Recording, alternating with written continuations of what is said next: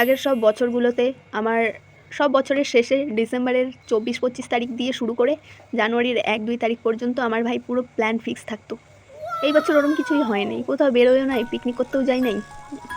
যে সেই দেখে আমার মা কালকে খেতে বসেছি দুপুরবেলায়, যে আমার মা তখন জিজ্ঞাসা করছে, কী রে তোর এবার ফার্স্ট জানুয়ারিতে কোনো প্ল্যান নাই? আরে কী প্ল্যান থাকবে?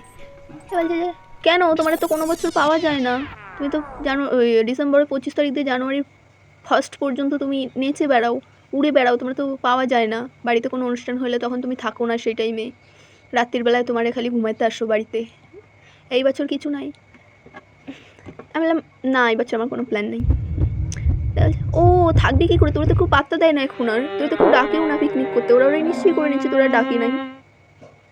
কি জ্বালা ভাই, কেন ডাকবে না? কেউই কিছু করে না এবার। আমি যাদের সঙ্গে এখন মিশি তারা ভাই কেউ কোনো প্ল্যান করেনি, প্ল্যান করলে চলে যেতাম আমি। তোরা প্ল্যান করিস না বলে দেখ আজকে আমার বাড়িতে সব কথা শুনতে হচ্ছে, রোস্ট করছে আমার মা নিজে। কোনো একটা প্ল্যান করে, কালকে ফার্স্ট জানুয়ারি ঘুরে আসছি কোথাও দিয়ে, চল।